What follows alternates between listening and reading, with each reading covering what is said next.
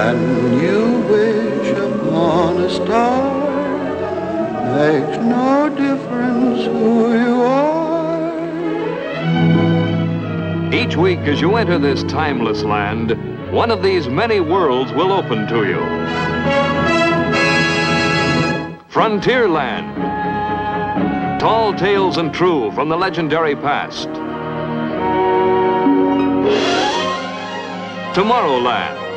Promise of things to come. Adventureland. The wonder world of nature's own realm. Fantasyland, the happiest kingdom of them all. Presenting this week,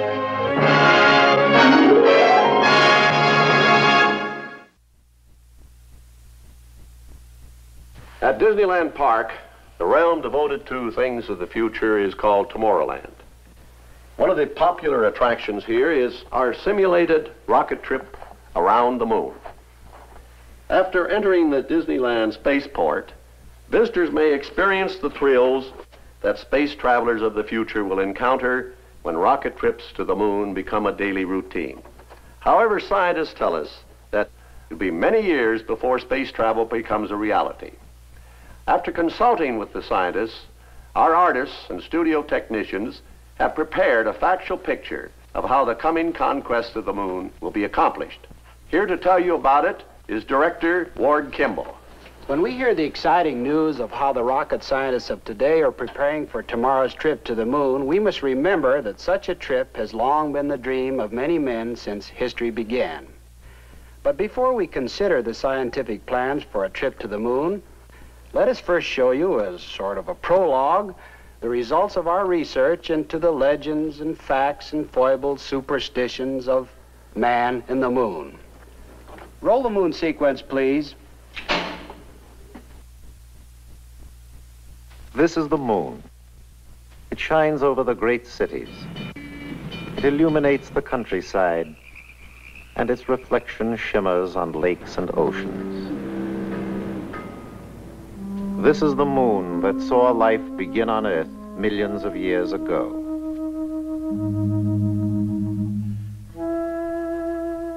As primeval man watched the moon in the night sky, it became to him an object of curiosity. In legend, he tells the story of an old man who, while digging, discovered a small, shiny object. As he held it in his hands, it grew and grew, and finally escaped into the sky to become the moon. To primitive man, the moon was somewhat of a personality. Sometimes he saw in it the face of another man, or a woman. Some ancient aborigines thought they saw a four-eyed leopard. Perhaps the greatest mystery to our ancestors was the moon's strange ability to change its shape. The early Hindus believed that it was Chandrashka, the god of night, slowly turning his lamp as he moved across the sky. The Aegeans, on the other hand, thought the moon was a silver shield, reflecting the seas and mountains of the earth. Moon worship was an important part of many ancient religions. The Sumerians called the moon Nana, and the golden calf with crescent horns was a symbol of reverence. Here stands the Egyptian moon god Thoth, the reckoner of time. 12 times between the annual rise of the Nile, the moon grew to fullness. This gave Egypt one of the first lunar year calendars. And here is Diana, the Grecian moon goddess, whose beauty inspired the Romans to build a silver temple in her honor. To some primitive races, an eclipse was a mysterious and terrible thing to behold. They believed a giant serpent was devouring the sun's light, so they danced and made great noises to frighten the moon beast away. And he would go away. The first book devoted completely to the moon was a parchment by Plutarch. He said the moon was simply a smaller Earth, but unlike the Earth, its inhabitants were demons. These words of Plutarch inspired one Lucian of Samosata to record what was perhaps the first science fiction story. He tells of a very strange journey to the moon in 160 A.D. A ship went sailing on western seas through the pillars of Hercules. She sailed through a realm as dark as night, pursuing her course of lunar flight. The Moon King held his hand aloft and cried to far and near, "Begone, ye earthling creatures bold, there are no women here." There followed upon the face of the earth a period called the Dark Ages. For centuries, the light of knowledge was extinguished, and only a fleeting mention of the moon was made. Moon. Then there was the great event of 1609. Galileo Galilei built a telescope and made the first close-up observations of the moon. He excitedly announced that he had observed the moon as another world, complete with mountains and seas. When the astronomer-mathematician Johannes Kepler heard of Galileo's startling observations, he immediately set to work on a book about the moon called Somnium, or Sleep. In this very imaginative account, Kepler goes to sleep during an eclipse and is kidnapped by moon demons. Because they cannot bear the light of the sun, they migrate to and from the earth, using the moon's shadow for a bridge. Here on the moon, Kepler wakes to see a fur-covered moon creature emerging during the cool of the evening.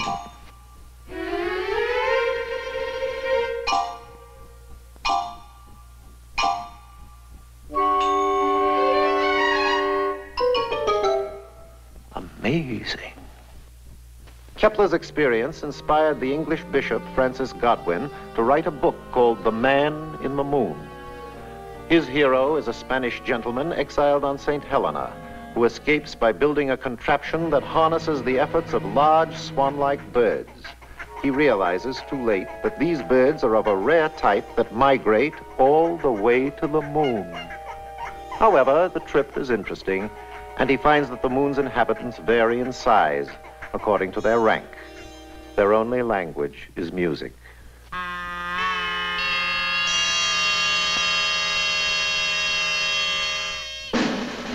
A few years later, the flamboyant Cyrano de Bergerac makes comments on the possibility of traveling to the moon.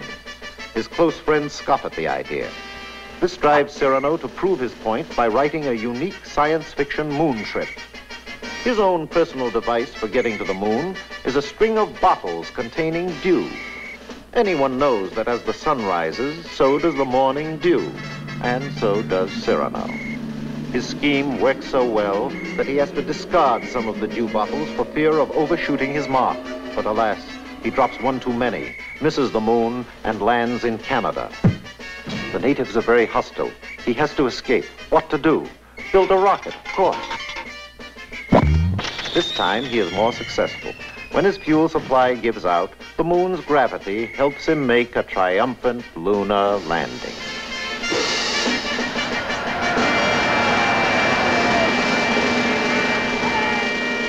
In 1835, a sensational news report appeared in the New York Sun. Sir John Herschel, noted astronomer, had discovered life on the moon. The account stated that Sir John, aided by a powerful new telescope, was able to study the moon from a distance of 50 feet. He observed fantastic rock formations, strange plants, and hairy man-like creatures with bat wings who walked about in a dignified manner. There were animals, too, grazing bison and one-horned unigoats who were very playful. However, this whole story was the imaginative product of an overzealous reporter. It was a complete hoax, a moon hoax. Here we see the leading characters in Jules Verne's Victorian trip around the moon. 3 adventurers are given a fraternal send-off by the brothers of the Baltimore Gun Club.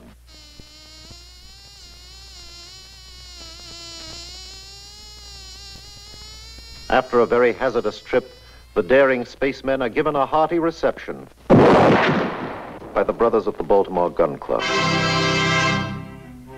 Frequent reference to the moon is made in great literature.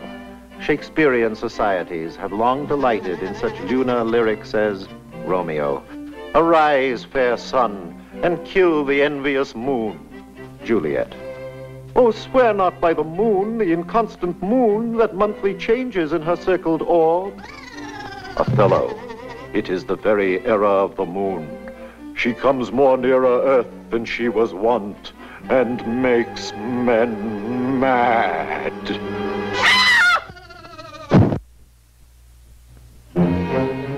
The moon is the source of many odd beliefs and superstitions. One of the oldest sayings is that the moon is made of green cheese, or that it is the resting place for all articles lost on Earth. It is said, if a man sees a new moon through a window, misfortune will befall him. Or if he cuts his hair under a new moon, it will grow back too fast.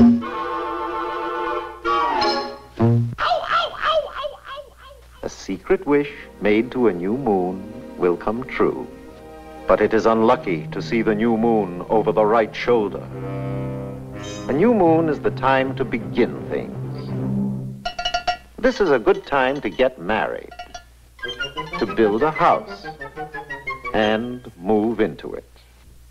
Caesar once said that the dark of the moon is the best time to start a battle.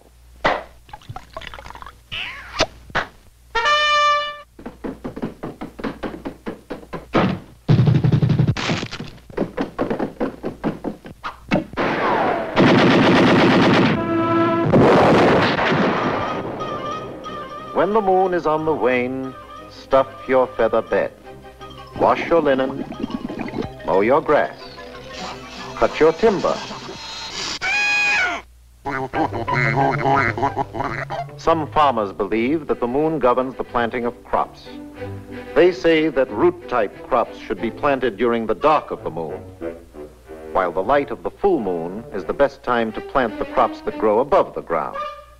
Also, medicines and tonics are said to be more efficient if taken during the full moon. In autumn, the full moon is the harvest moon. If the moon is a silver shield, be not afraid to reap your fields. But if she rises haloed round, soon we'll tread on deluged ground. Pale moon doth rain, red moon doth blow, white moon doth neither rain nor snow.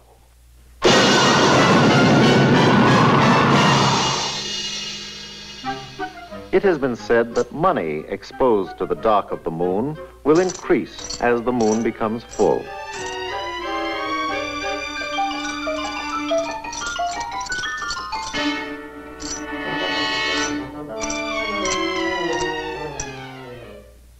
Some even believe that the left hind foot of a rabbit procured in a graveyard during the dark of the moon will bring good luck.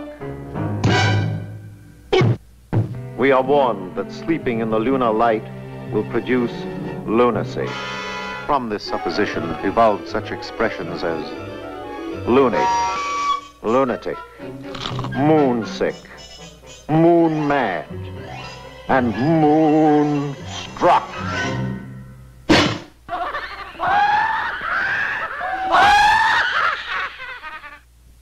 Little children love nursery rhymes, particularly verses about the moon. The man in the moon came down too soon and asked his way to Morridge. He went to the south and burned his mouth to suffering cold peach porridge. Hey, diddle, diddle, the cat and the fiddle. The cow jumped over the moon. The little dog laughed to see such sport, and the fish ran away with the squirrel. I see the moon and the moon sees me. God bless the moon and God bless me. The moon is the symbol of love and romance. It has long been the inspiration for love songs the world over. It is very simple to write a moon song. First, of course, you must have the moon. preferably in the month of June. Someone to croon and someone to write the tune. Add the word spoon, some flowers in bloom, and maybe even a honeymoon. Hit it, boys. I see the moon shining down on lovers, spooning in the gloom. I see the moon on a sandy dune by a blue lagoon. All the hollyhocks in bloom fill the air with sweet perfume. Soon, pretty soon, love will bloom and you will croon. I see the moon that shines in June like a macaroon. I see the moon, we will sing it soon, rhyme it all with moon. Soon, spoon, June and moon, there'll always be a honeymoon. Honey, honey, honey, moon, moon, moon. I see the moon that shines in June like a macaroon. I see the moon, we will sing a tune, rhyme it all with moon. Soon, spoon, June and moon, there'll always be a honeymoon. There'll always be a honeymoon. Honey, honey, honeymoon, with Daniel Boone. There'll always be a honeymoon.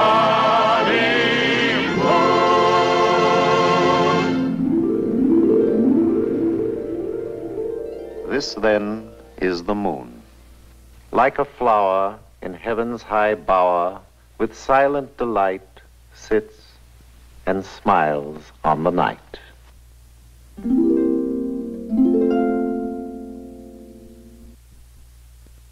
Astronomers tell us that the Earth we live on and the moon we see in the sky are but tiny specks in a tremendous universe that contains billions upon billions of stars and other worlds. Now, one of these tiny little specks, or stars, is our own sun. And circling around the sun is a system of 9 major planets. Except for Mercury and Venus, all of the planets have 1 or more moons. The giant Jupiter has 12, Saturn 9, Mars 2, and of course our Earth only 1. How the Earth and moon came to be is a mystery. Astronomers speculate that about 4 billion years ago, our own universe was once a tremendous swirling cloud of cosmic gases and dust. Within this great nebula, smaller whirlpools of gaseous matter formed. These eddies of dust and hot gases gradually condensed to form our sun and planets. It is believed that at this early stage, the Earth and moon evolved, with the moon finally cooling to become a small, barren satellite 2,000 miles in diameter and circling the Earth once a month at a distance of 240,000 miles. Because the sun lights only half of the circling moon, the moon seems to gradually change shape during its monthly trip around the Earth. When the moon moves between the Earth and the sun, we see nothing but the dark shadow side. This is called the new moon. Each night, as the moon progresses along its circular path, we see slightly more of the lighted half. When it reaches a point on the opposite side of the Earth from the sun, it appears to us as a full moon. Then, as the moon continues its journey, we begin to see less and less of the illuminated half until finally it completes its monthly trip and becomes a new moon once again. Sometimes the circular path of the moon carries it through the shadow of the Earth, and we observe the weird effect known as an eclipse of the moon.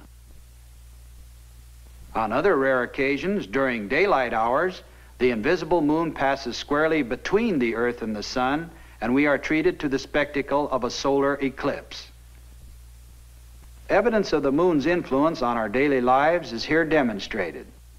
The gravitational pull the moon exerts on the oceans of our Earth causes daily high and low tides around the world. These various movements of our moon through the sky have been observed and predicted for centuries. Today, with the help of modern telescopes and cameras, we are able to get a close-up view of the very unusual details on the moon's surface. The prominent dark areas we see even without a telescope are large, flat plains surrounded by mountain ranges and craters. Some of the rugged mountain peaks rise straight up to 35,000 feet. And the craters range in size from small potholes to giant openings measuring 146 miles across. Scientists attribute the moon's rather rough surface to either volcanic action or to explosive hits by meteorites when the moon was in a molten stage. We've never seen the other side of the moon, but experts agree that it probably looks much like the side which always faces us. The moon is a dead world without atmosphere, a silent, unchanging desert where temperatures drop to 250 degrees below zero on the shadow side and boil at over 200 degrees in the direct light of the sun. But uninviting as it seems to be, man's restless search for knowledge of the universe will certainly make the moon one of his first objectives in the exploration of space. Here to reveal a plan for a trip around the moon is the chief of the guided missile development at the United States Army's Redstone Arsenal, Dr. Wernher von Braun. A voyage around the moon must be made in two phases. A rocket ship taking off from the Earth's surface will use almost all the fuel it can carry just to attain a speed great enough to balance the pull of gravity. Unpowered, it will then keep circling the Earth in an orbit outside of the atmosphere. This is the first phase. However, if we can refuel the ship in this orbit with fuel brought up by cargo rocket ships, it can set out on the second phase, the trip around the moon and back. To facilitate this refueling operation, we will establish an advanced base in the orbit, 1,000 miles above the Earth. This advanced base, or space station, will be headquarters for the final ascent to the moon. Our space satellite will have the shape of a wheel, measuring 200 feet across. Its outside rim will contain living and working quarters for a crew of 50 men. Just below the radio and radar antenna is the atomic reactor. Its heat will be used to drive a turbo generator, which supplies the station with electricity. Access to the station will be through an airlock in the hub. The three large spokes are elevator shafts, and the small pipes are used as condensers for the turbo generator and the air conditioning plant. The entire wheel will slowly rotate at 3 revolutions per minute. The resulting centrifugal force will produce an artificial gravity for the men in the rim. Notice that the floors are placed so that the men stand with their heads toward the hub. The wheel is divided into 9 sections. The first section is headquarters and communications. The next section will be for Earth weather observation and prediction. Military reconnaissance experts, aided by powerful optical and radar telescopes, will observe every point on the globe as the space station makes its complete trip around the Earth every 2 hours. Next is the emergency hospital section, and then the astronomy division, where men will keep an eye on the rocket ship as it makes its trip around the moon. The rest of the space station will house calculating machines, maintenance facilities, air conditioning equipment, living quarters, and even a botanical and zoological laboratory. This entire space station will have to be prefabricated and tested on the ground. After dismantling, it will be transported in pieces up to the orbit. For the difficult job of reassembling the structure, we have provided a new type of spacesuit. Using gyros and 2 small rocket motors, the operator can tilt and move in any direction. Located outside will be 7 remotely controlled mechanical arms, each a specialized tool. By rotating himself within the spacesuit, the operator can use any of the arms for the variety of tasks in assembling the space station. When the day arrives for construction to begin, the thousands of parts for the space station will be transported to the orbit by our multi-stage rockets. We merely replace the winged passenger section with a simple cargo carrying nose. These cargo ships will be unmanned. A passenger rocket, 1,075 miles above the Earth, will guide each of the 12 approaching cargo rockets to their rendezvous in the orbit. This ship, which circles the Earth every 2 hours, will be the command post until after the space station is finished. On the ground, the first of the cargo rockets is ready for takeoff. When the guide ship reaches the correct position in the orbit, the cargo rocket is fired. While its motors are firing, the cargo rocket is controlled by an automatic pilot, like a guided missile. Up in space, the blast-off is observed with the aid of optical instruments. In the guide ship, the navigator locks his tracking radar on the rising cargo rocket. At about 24 miles altitude, the first stage breaks away and the second stage motors fire. 2 minutes later, the cargo head blasts away from the second stage and continues firing until its speed reaches 18,468 miles per hour. Automatically, the motor cuts off. Now, with the aid of remote controls, the navigator rotates the rising cargo rocket so that when it arrives later in the orbit, it will line up with the guide ship. Here, at 1,075 miles up, follows the most precise maneuver of the entire operation. The motor of the cargo rocket is fired again until its speed and course exactly match that of the guide ship. Radar remote control will enable this maneuver to be performed with a high degree of accuracy. 56 minutes have now elapsed since takeoff. The cargo ship is floating in space, 2,000 feet ahead of the guide ship. 2 crew members make their way to the cargo head to begin the unloading operation. First, the motor and tanks are detached. Then 2 bottle-type construction suits are removed from the hull.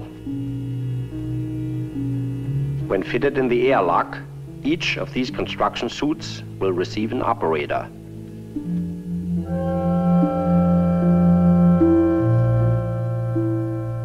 The sections of the cargo ship are moved back to make way for other supply rockets soon to arrive.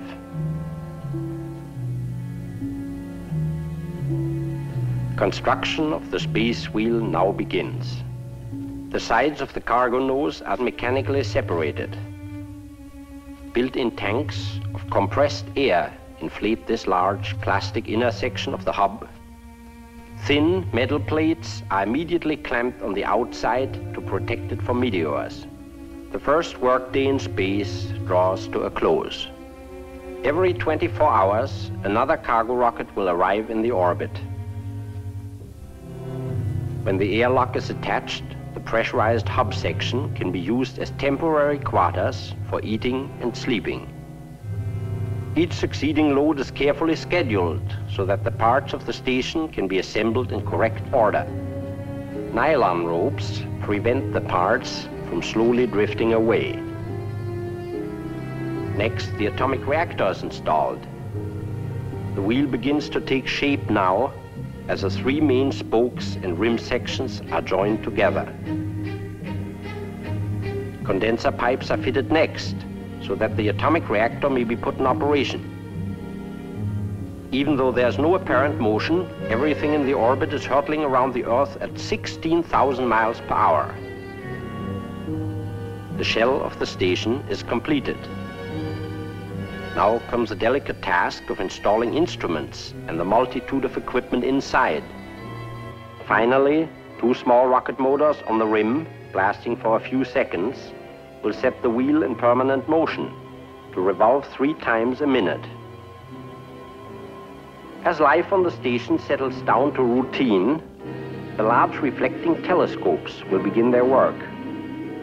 These giant eyes relay pictures to television screens inside the station. One telescope photographs the surface of the Earth. Another keeps a constant watch on the Earth's weather, while the third is trained on our next objective, the moon.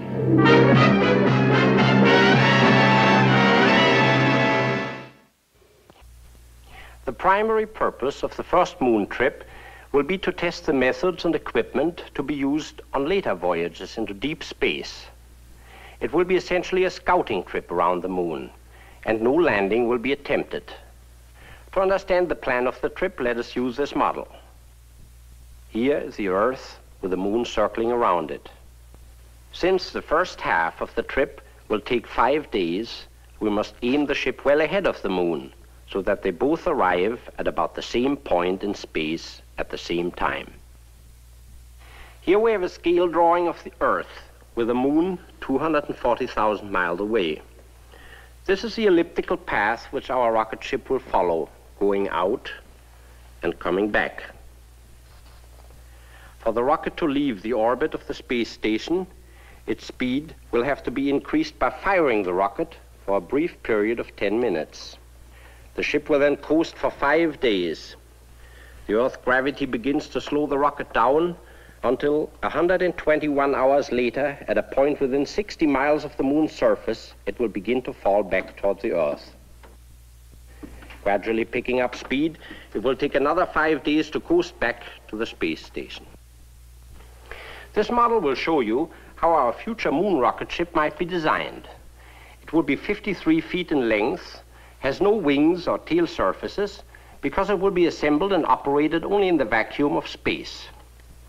For the hull of the ship, we are adapting the cabin section of one of the Earth to Space Station passenger rockets.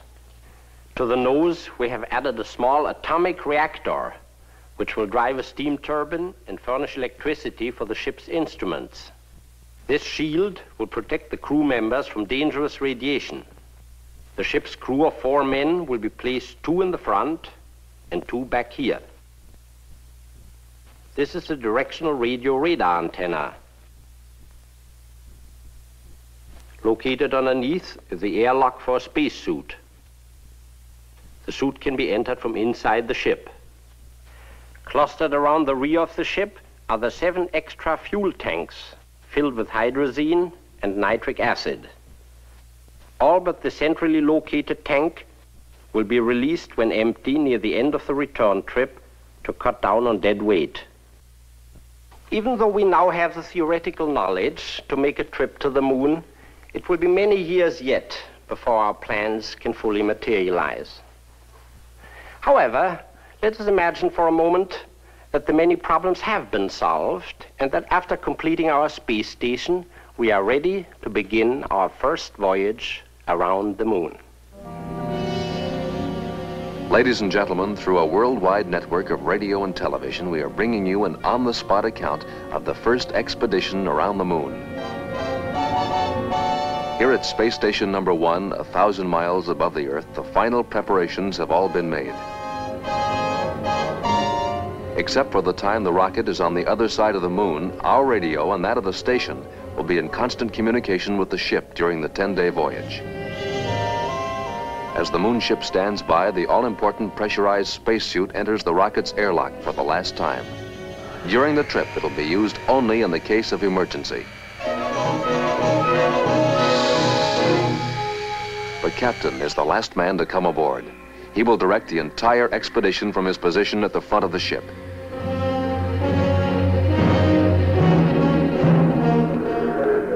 The navigator, with his specialized instruments, is responsible for plotting the unmarked path through space.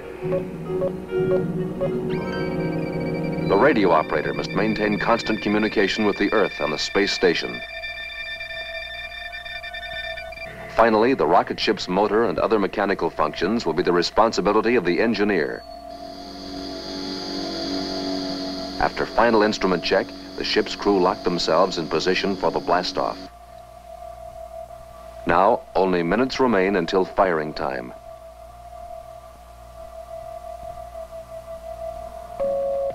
The captain sets the automatic firing timer and reports to the space station. RM1 to Station 1, firing timer is engaged.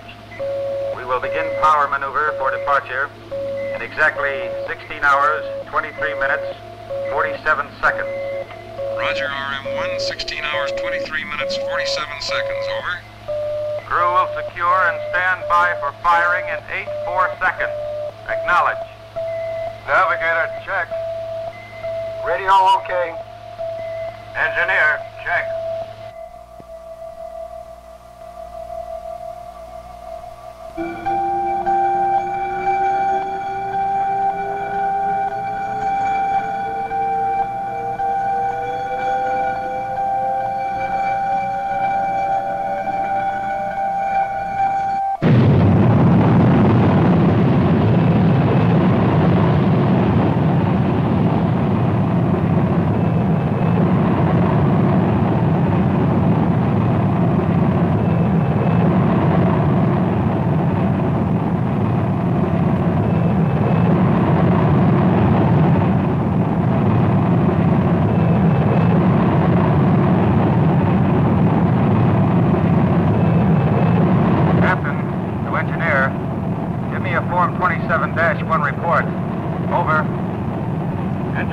Captain. Motor pressure 447 psi, 3 low. Turbo pump 11,000 RPM, right on the button. Actuators steady. Guidance readings okay. Cabin pressure 0.3 psi low. Cabin temperature 72 degrees. Over.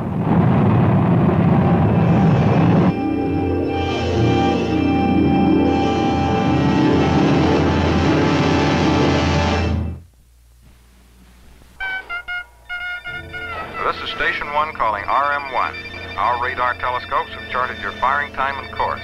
Give us a voice report for instrument error check. Over.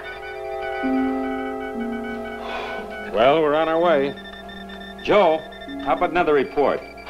Our firing time was 10 minutes, 0.35 seconds. Cutoff velocity, 21,888 miles per hour. Cutoff altitude, 1,765.2 miles. 1.6 low. Okay. Now let's double check that star tracker with an optical and radar fix. Right.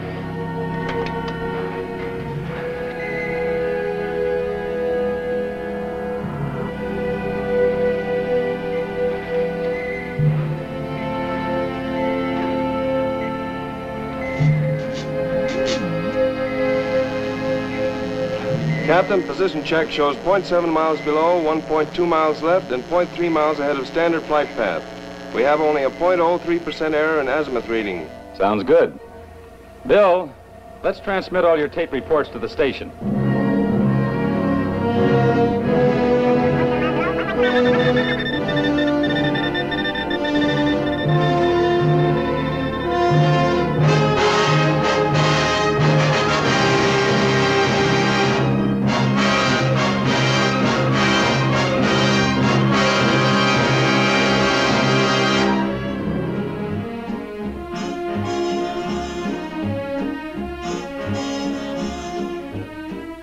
Gentlemen, we are interrupting our program to give you the following message.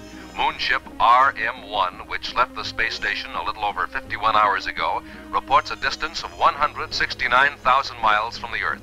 The ship is traveling at 9,400 miles per hour, and deviations from the intended flight path have been so small that the captain reports no corrective power maneuver has been necessary as yet. We are happy to report all the crew are in good condition.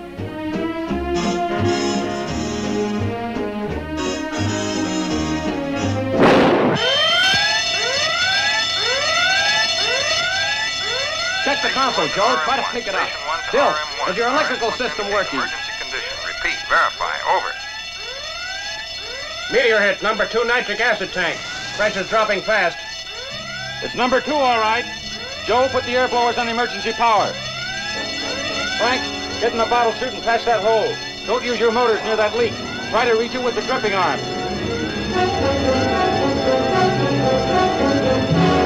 Station 1 to RM1. Station 1 to RM1. Our instruments indicate emergency condition. Verify. Repeat. Verify. Over. RM1 calling Station 1. This is Station 1. Go ahead. At 51 hours, 22 minutes elapsed flight time, registered hit by a small meteor. Puncture between Station 51 and 52, upper bulkhead of nitric acid tank number 2. Repairs are underway.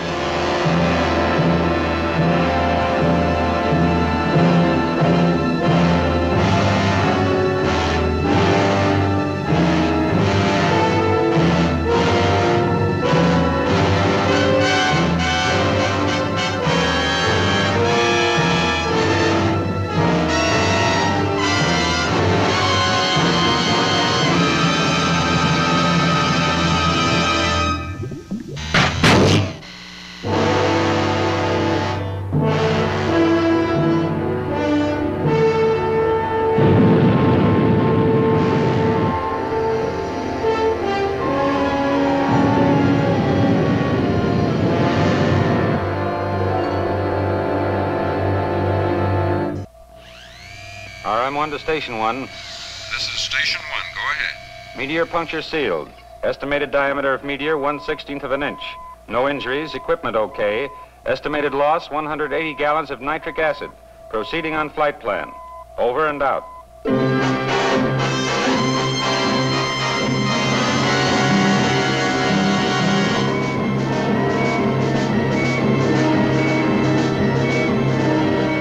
Station 1, this is RM1. At 110 hours, we are beginning measurements at rim of the moon for accurate position fixes. We are now picking up the unknown side of the moon. Bill, give me an altitude reading. Okay.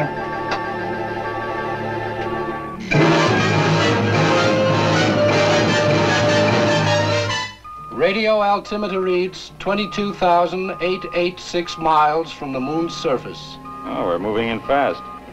Frank, have you got anything in that star occultation reading yet? Just a moment, I'll run it through the computer.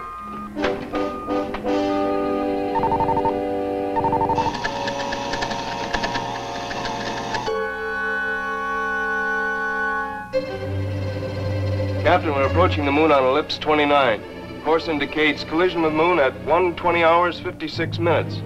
Correction tape 340 must be used at 1:16 hours.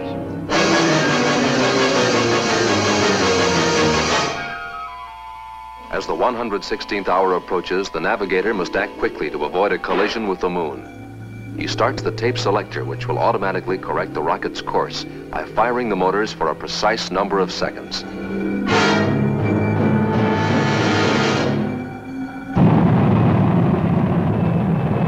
RM1 to Station 1. At 116 hours, conducting power maneuver on correction tape 340. Out.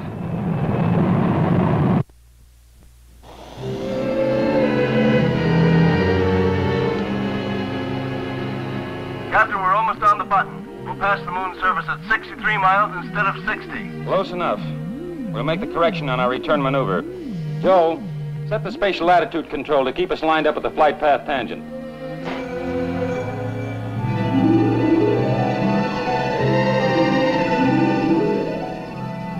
Stand by for observation schedule 17. Station 1 to RM1. We acknowledge observation schedule 17. Checklist as follows. Green filter 93-B on electronic camera on upper astrodome. Use magnetic color tape on station 3 lower astrodome. Run 180-degree graph through contour mapper. Over. The next few hours will constitute the most important phase of the trip. The moon is sweeping past the ship at great speed, and in the brief span of about 3 hours, all close-up observations of its unknown surface must be completed.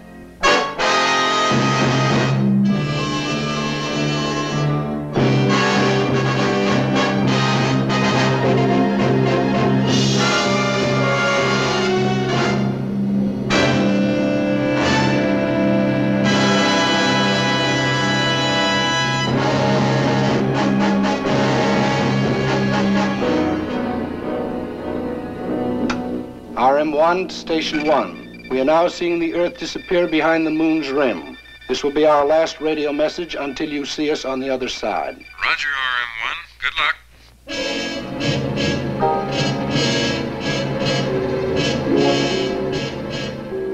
I see what looks like a tremendous crater ahead. Bill, what does the contour mapper indicate? Depth of crater is beyond range of contour mapper.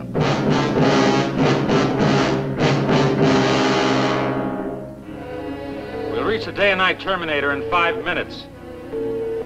Frank, arm your flares and stand by to fire when I give the signal.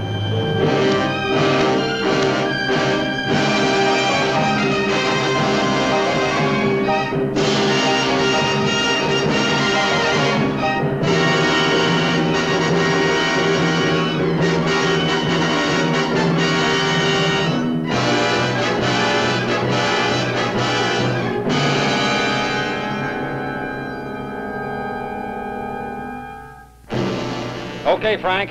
Fire your flares at 3-minute intervals.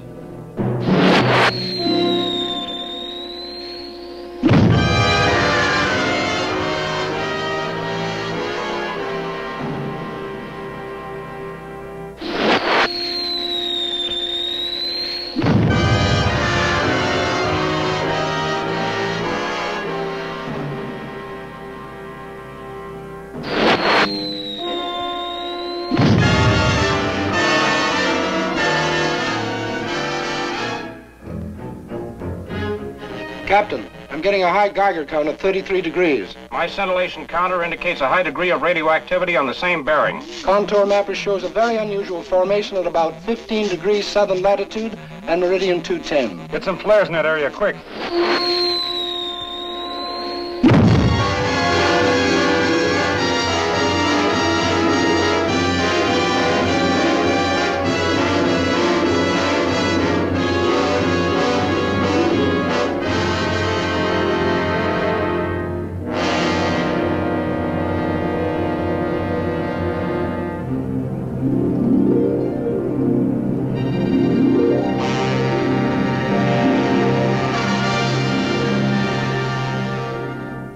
to Station 1. Do you read us? Over. Roger, RM1, we read you weak but clear. Over. At 123 hours, we are observing the Earth emerging from behind the moon. We will leave moon shadow at 124 hours, 14 minutes. Our ETA in orbit is 241 hours, 27 minutes. After 3 hours of total darkness, the ship breaks from the moon shadow into the glaring sunlight to continue on its 5-day return trip.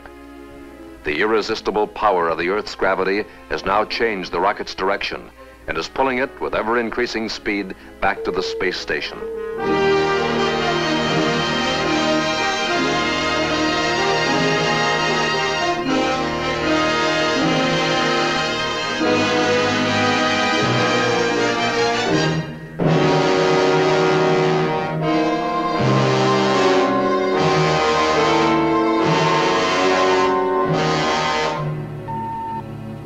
Frank, start the gyro attitude control for the braking maneuver and give me a time set for firing. Check. At 240 hours, preparations are being made to enter the orbit of the space station. The ship's direction is reversed so that the subsequent firing will slow the rocket's speed and jettison the empty fuel tanks.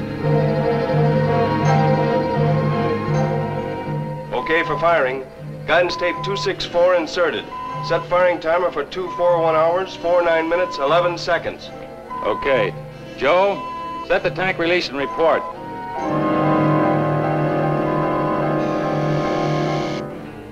Fuel tank set for release. Firing timer set. Stand by for power maneuver in 3-5 seconds.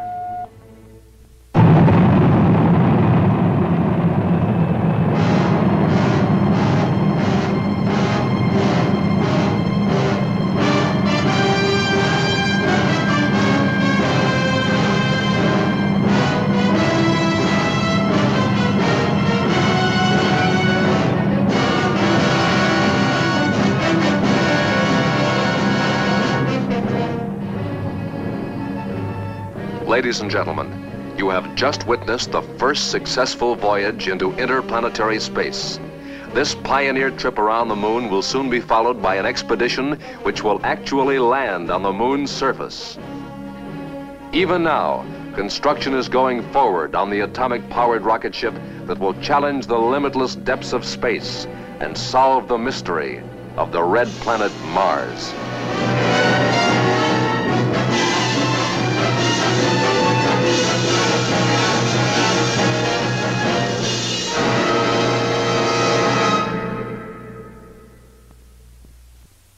Next week, our show will come to you from Fantasyland, and we will present our version of Charles Major's romantic novel, When Knighthood Was in Flower. Here now are a few highlights from that show. Next week, from Fantasyland, Walt Disney invites you to witness the supreme spectacle of a fabulous era burst into life. It's an authentic chapter from the adventure-filled annals of history, When Knighthood Was in Flower, starring Glynis Johns as the beautiful Mary Tudor, and Richard Todd as Charles Brandon, a soldier of fortune. Meet James Robertson Justice, whose portrayal of the swashbuckling Henry VIII explodes on the screen in one of the century's most memorable performances. I command you! You hear? Yes, brother dear. Are you coming? No, brother dear. Michael Gough as the treacherous Buckingham, England's deadliest swordsman. Witness one of the greatest love stories ever told, a romance that rocked both England and France when a commoner is forced to make love to a princess by her royal command. By royal command? And sovereign decree. Help me, Charles. My lady, I beg of you. Am I a statue on a pedestal?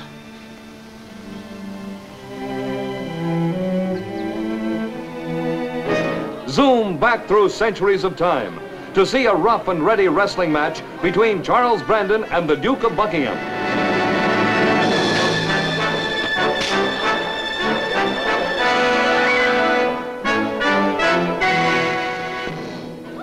Be at the Princess Ball when the scandalous La Volta dance shocks the Queen and is the King's delight.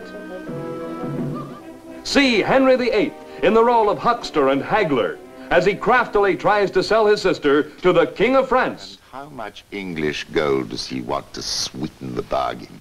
500,000 crowns has been proposed. 500,000? Odds death, why doesn't that old usurer ask me to melt down my crown?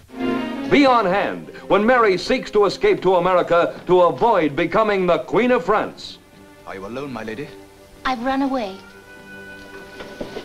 You must be mad. A princess cannot run away. How many hours of grace do you think you'll have before the king's officers catch up with you? No one saw me leave, not even Lady Margaret.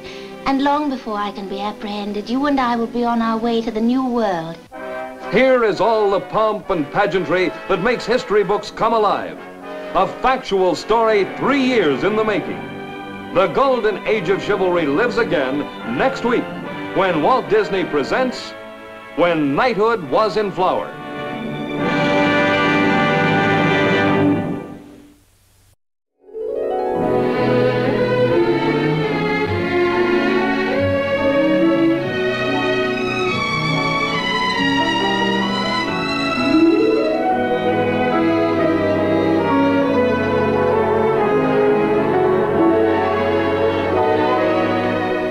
A new motion picture of rare enchantment will soon be showing in your favorite theater. It is Walt Disney's The Littlest Outlaw. It's a story of courage, of adventure, a story of unusual charm. It's Walt Disney's The Littlest Outlaw. Feature length, Technicolor, soon.